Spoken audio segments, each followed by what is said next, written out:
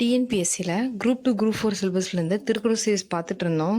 இப்போ கிட்டத்தட்ட நம்ம வீடியோஸ் போட்டு 15 டேஸ் மேலே இருக்கும்னு நினைக்கிறேன். கரெக்டாக எக்ஸாமுக்கு முன்னாடி நாள் எக்ஸாமுக்கு அப்புறம் போட்டது. இப்போ வாங்க நம்ம ஸ்டார்ட் பண்ணலாம் படிக்கிறதுக்கு. ஒரு லாங் கேப் எடுத்துருப்போம். எல்லோரும் ஃப்ரெஷ்ஷாக இருப்பீங்கன்னு நினைக்கிறேன். விட்டுறாதீங்க, ஃப்ரெஷ்ஷாக இருப்பீங்க மீன்ஸ் இப்போ கொஞ்சம் உத்வேகமாக இருக்கணும் அப்படின்றது தான் சொல்கிறேன். ஸோ நம்ம ஸ்டார்ட் பண்ணலாம். அடுத்த அதிகாரம் பொருள் செயல் வகை. பொருளை ஆக்குவதற்கும் காப்பதற்குமான செயல்முறைகள். அதாவது பொருள் செயல் வகை அப்படின்னா நம்ம ஒரு பொருளை ஈட்டுறதுக்கு ஆக்குவதற்கு, அதாவது பணமாக இருந்தாலும் செல்வமாக இருந்தாலும் நம்ம சொத்தாக இருந்தாலும் அதை தான் சொல்கிறாங்க. ஒரு பொருளாக இருந்தாலும் அது எப்படி ஆக்கணும், அதை ஆக்கிட்டாலும் எப்படி அதை காப்பாற்றிக்கணும் அப்படின்றத பற்றி திருவள்ளுவர் ஒரு 10 குறளில் சொல்லியிருக்காரு. என்னென்ன சொல்லியிருக்காருன்னு பார்க்கலாமாங்க. பொருள் அல்ல வரை பொருளாக செய்யும் பொருள் அல்லதில்லை பொருள். பொருள் அல்ல வரை பொருளாக செய்யும் பொருள் அல்லதில்லை பொருள். பொருள் அல்லவர் அப்படின்னா தகுதியற்றவர். பொருள் அப்படின்னா செல்வம். பொருள் ஒரு பொருட்டாக மதிக்கத்தக்காதவரையும் பிறர் மதிக்குமாறு செய்வதில் பொருளுக்கு இணையானது வேறொன்றுமில்லை. அதாவது ஒருத்தவங்கள ஒரு பொருட்டாக கூட மதிக்க மாட்டாங்க. ஆனால் அவர்கிட்டயே ஒரு செல்வம் வந்துருச்சு, இல்லை பொருள் வந்துருச்சு, அவர் ஒரு பணக்காரங்க அப்படின்னா அவங்கள அப்படியே தாங்கி தாங்கி மதிப்பாங்க.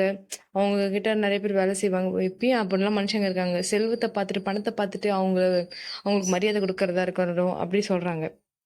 ஒரு பொருளுக்கு இணையானது அப்போ வேற ஒன்றும் இல்லை. இப்போ படித்தவங்களை கூட அந்த அளவுக்கு மதிக்க மாட்டாங்களாம். ஆனால் அவங்க ஒரு செல்வந்தர் அப்படின்னா, அவங்க ஒரு பெரிய பதவியில் இருக்காங்க அப்படின்னா அவங்கள அப்படி மதிப்பாங்களாம். அவங்களுக்கு குணம் பற்றிலாம் யோசிக்க மாட்டாங்க.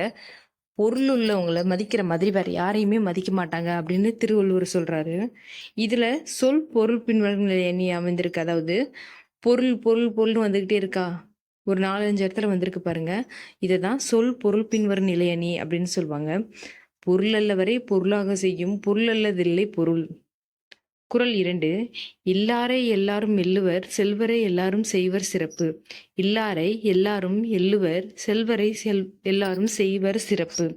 எள்ளுவர் அப்படின்னா இகழ்வர், இகழ்தல் அப்படின்னு சொல்லுவாங்கல்ல, திட்டுறது அந்த மாதிரி.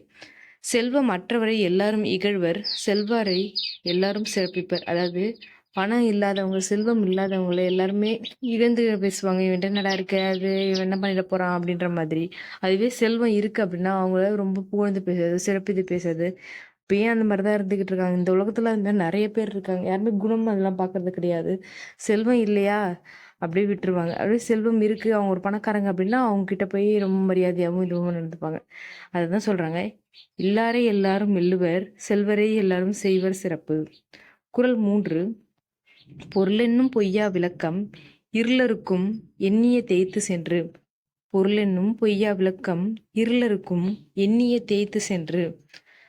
பொய்யா விளக்கம் அப்படின்னா அணையா விளக்கு, இருள் அப்படின்னா பகை. செல்வம் என்னும் அணையா விளக்கு அதனை உடையவர் நினைத்த இடங்களுக்கெல்லாம் சென்று பகைமை என்னும் இருளை போக்கும். அதாவது செல்வன்றது ஒருத்தவங்களுக்கு ஒரு அணையா விளக்கு மாதிரி. அவங்க அது இருக்கிறவங்க அவங்க நினைச்ச இடத்துக்கெல்லாம் சென்று அவங்களோட பகையை கூட, பகைன்ற இருளை கூட போக்கிடும் அப்படின்னு சொல்றாங்க. இப்போ ஒரு விஷயம், ஒரு வேலை செய்ய முடியல அப்படின்னா, வேலை ஈஸியாக சொல்லணும் அப்படின்னா லஞ்சம்னு வச்சுக்கலாம். இப்போ ஒரு வேலை முடியல அப்படின்னா அந்த லஞ்சத்தை கொடுத்தோம் அப்படின்னா சீக்கிரமாவே முடிஞ்சிடும்ல. அதை தான் சொல்றாங்க, பொருள் செல்வம் என்பது அணையா விளக்கு. அது உடையவங்க எந்த இடத்துலையும் போக முடியாத இடத்துக்கு கூட போயிட்டு அவங்களோட பகையா இருந்தாலும் எதா இருந்தாலும் சாதிச்சிருவாங்க அப்படின்னு சொல்றாங்க. பொருள் என்னும் பொய்யா விளக்கம் இருளருக்கும் எண்ணிய தேய்த்து சென்று. பொய்யா விளக்கம் அப்படின்றது ஈறுகெட்ட எதிர்மறை பெயரெச்சம். இருளருக்கும் இருளை கூட்டலா இருக்கும், அதாவது 2ஆம் வேற்றுமை தொகை. இந்த 3 பாடலும் பொருளின் சிறப்பை கூறுகிறது, பொருளுடைய சிறப்பை கூறுகிறது. அடுத்து குறள் 4. அரணினும் இன்பமும் மீனும் திறனறிந்து தீதின்றி வந்த பொருள். அரணினும் இன்பமும் மீனும் திறனறிந்து தீதின்றி வந்த பொருள். ஈனும் அப்படின்னா தரும், தீதின்றி அப்படின்னா தீங்கின்றி. பிறருக்கு தீங்கின்றி நல்வழியில் ஈட்டிய பொருள் அறத்தினையும் கொடுக்கும் இன்பத்தினையும் கொடுக்கும். அதாவது யாருக்கும் எந்த ஒரு கெடுதலும் செய்யாம எந்த ஒரு தீங்கும் செய்யாம நம்ம ஈட்டுற பொருள், நம்ம சம்பாதிக்கிற பொருள்ன்றது மற்றவங்களுக்கு நமக்கு அறத்தையும் கொடுக்கும் இன்பத்தையும் கொடுக்கும் அப்படின்னு திருவள்ளுவர் சொல்றார். அறனீனும் இன்பமும் மீனும் திறனறிந்து தீதின்றி வந்த பொருள். இலக்கண குறிப்பு, அறனீனும் திறனறிந்து அப்படின்றது 2ஆம் வேற்றுமை தொகைகள். வந்த பொருள் அப்படின்றது பெயரெச்சம். அரண் திறன்றது கடைப்பொலிகள். குறள் 5. அருளோடும் அன்போடும் வாரா பொருளாக்கம் புல்லால் புரளவிடல். அருளொடும் அன்பொடும் வாரா பொருளாக்கம் புல்லார் புலவிடல். புல்லார் அப்படின்னா பற்றார். அருளும் அன்பும் பொருந்தாமல் பிற வழியில் வரும் செல்வத்தினை பற்றாமல் நீக்குதல் வேண்டும். அதாவது அருளும் அன்பும் இல்லாம மற்ற வழியில பிற வழியில வரும் செல்வம், அதாவது மற்றவங்களுக்கு துன்பப்படுத்தி இல்லை கஷ்டப்படுத்தி மற்றவங்களுக்கு கொலை செஞ்சு மற்றவங்க கிட்ட இருந்து திருடி அபகரிச்சு அப்படி வர செல்வத்தெல்லாம் நம்ம பற்றாமல் நீக்க வேண்டும், அது வேண்டான்னு நம்ம தள்ளி வைக்க வேண்டும்னு சொல்றாரு திருவள்ளுவர். அருளோடும் அன்போடும் வாரா பொருளாக்கம் புல்லார் புரள விடல்.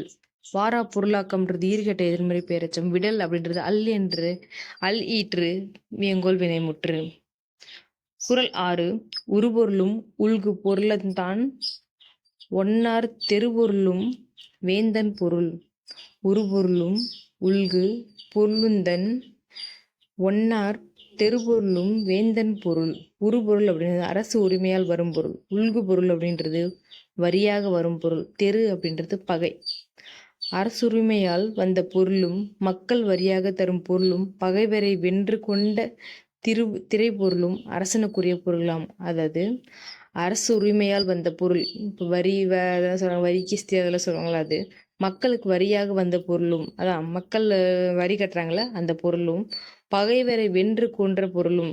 பகைவரை வென்றுட்டு அவங்களோட நாட்டை கவர்றதா இருக்கட்டும், ஆணிரைகள் கவர்றதா இருக்கட்டும், எல்லாத்தையும் சொல்றாங்க. எல்லா திரைப்பொருளும் அரசனுக்கே உரியதுன்னு திருவள்ளுவர் சொல்றார். உருபொருளும் உள்கு பொருளுந்தன் ஒன்னார் தெருபொருளும் வேந்தன் பொருள். தன் ஒன்னார் வேந்தன் பொருள்ன்றது ஆறாம் வேற்றுமை தொகைகள். இந்த 3 பாடலும் பொருளீட்டும் நெறியை கூறுது. இந்த 3 பாடலும் எப்படி சொல்றாங்க? பொருளீட்டும் நெறியை சொல்லுது. குறள் 7. அருளென்னும் அன்பின் குழவி பொருளென்னும் செல்வஞ்செவிலியால் உண்டு. அருளென்னும் அன்பின் குழவி பொருளென்னும் செல்வ செவிலியால் உண்டு. குழவின்றது குழந்தை, செவிலின்றது வளர்ப்பு தாய். அன்பு என்னும் தாய் பெற்ற அருள் என்னும் குழந்தை பொருள் என்னும் வளர்ப்பு தாயால் பேணப்படும். அதாவது அன்புன்ற தாய் பெற்ற அருள்ன்ற குழந்தை பொருள்ன்ற வளர்ப்பு தாயால தான் வளர்க்கப்படும் அப்படின்னு சொல்றாங்க. அதாவது அன்புன்றது தாய் கொடுத்துருவாங்க, அருள்ன்றது தான் குழந்தை. அந்த அன்பால் கிடைக்கிறது தான் அருள் அப்படின்றது தான் குழந்தை. அது பொருள்ன்ற நம்ம கிட்ட இருக்க செல்வத்தால தான் வளர்க்க முடியும்ன்றதான் சொல்றாங்க. பொருள்ன்ற வளர்ப்பு தாயால தான் வளர்க்கப்படும், பேணப்படும். அருளென்னும் அன்பின் குழவி பொருளென்னும் செல்வி செவிலியால் உண்டு. ஈன்குழவி வினைத்தொகை செல்வ செல்வி செல்வச் செவிலி உருவகம். இதுல உருவகணி பயின்று வந்திருக்கு. எப்படின்னா அன்பு தாயாகவும் அருள குழந்தையாகவும் பொருளை வளர்ப்பு தாயாகவும் உருவகம் செஞ்சிருக்காங்கல்ல, அதனால இதுல உருவக அணி பயின்று வந்திருக்கு. குறள் 8. குன்றேறி யானை போர் கண்டற்றால் தன்கை தொன்றுண்டாக செய்வான் வினை. குன்றேறி யானை போர் கண்டற்றால் தன்கை தொன்றுண்டாக செய்வான் துணை. குன்றுன்றது மலை, கைத்தொன்று அப்படின்றது கைப்பொருள். தன் கைப்பொருளை கொண்டு ஒருவன் செய்யும் செயலானது குன்றின் மேல் இருந்து கொண்டு யானை போரை காண்பதற்கு ஒப்பானது. அதாவது தன் கைப்பொருளை கொண்டு நம்ம கிட்ட இருக்கிற பொருளை வச்சு, இப்போ சொல்லுவாங்கல்ல மத்தவங்க கிட்ட கடன் வாங்காம நம்ம கிட்ட என்ன இருக்கோ அதை வச்சு வாழணும் அப்படின்றது. அதான் தன் கைப்பொருளை கொண்டு ஒருவன் செய்யும் செயலானது குன்றின் மேல் இருந்து கொண்டு யானை போருக்கு என்பதுக்கு ஒப்பானது. அதாவது இப்போ யானை போர் நடந்துகிட்டு இருக்கு அப்படின்றப்ப நம்ம மலை மேல இருந்து வேடிக்கை பார்த்தா என்ன ஆகும்? நமக்கு எந்த ஒரு சேதாரமும் நடக்காது, நம்ம ரொம்ப சேஃப்டியா இருப்போம். அதுதான் சொல்றாங்க. நம்ம கையில இருக்கிற பொருளை வச்சு நம்ம வாழ்றோம், எந்த ஒரு கடன் வாங்காம யார்கிட்ட இருந்து பணம் வாங்காம வாழ்றோம் அப்படின்றது அவ்வளோ ஒரு சேஃப்டியானது நம்ம உயிருக்கு அப்படின்னு சொல்றாங்க. குன்றின் மேல் குன்றேறி யானை போர் கண்டற்றால் தன்கை தொன்றாட செய்வான் வினை. குன்றேறி அப்படின்றது 7ஆம் வேற்றுமை வகை. இதுல ஊமை அணி பயின்று வந்திருக்கு. யானைக்கு எப்படி சொல்றாங்கல்ல, யானை போர் எப்படி நம்ம மலை மேல இது பண்றோமோ அதுல நம்ம தன் கரைப்பொருள் கொண்டு சேவை பண்றோம் அப்படின்னா அது ரொம்ப நல்லது, அவங்க சொல்ற செயல் அப்படி இருக்கும் அப்படின்றது அந்த அளவுக்கு சேஃப்டியானது அப்படின்னு திருவள்ளுவர் சொல்றாரு. அடுத்த குறள் 9. செய்க பொருளை செருணர் செருக்கருக்கும் எக்கணுதில் கூறியதில். செய்க பொருளை செருணர் செருக்கருக்கும் எக்கதனில் கூறியதில். செருக்கு அப்படின்னா இருமாப்பு, எஃகு அப்படின்றது உறுதியான படைக்கலம். பொருளை தேடி சேர்த்தல் வேண்டும், அது பகைவரின் செருக்கை அறுக்கும் உறுதியான படைக்கலம். அதனை விட கூர்மையான கருவி வேறொன்றும் இல்லை. அதாவது ஒரு பொருள்ன்றது தேடி தேடி நம்ம சேர்க்கணும், அதை பகைவரின் செருக்கை அறுக்கும் உறுதியான படைகள். நம்மக்கிட்ட பொருள் இருக்குது அப்படின்னாலே பகைவர் வந்து நம்மளை பார்த்து பயப்படுவாங்க அப்படின்னு சொல்கிறார். அதனை விட கூர்மையான கருவி வேற எதுவுமே கிடையாது அப்படின்னு திருவள்ளுவர் சொல்கிறாரு. செய்க பொருளை சிறுநர் செருக்கறுக்கும் எஃகதனிர் கூறியதில்.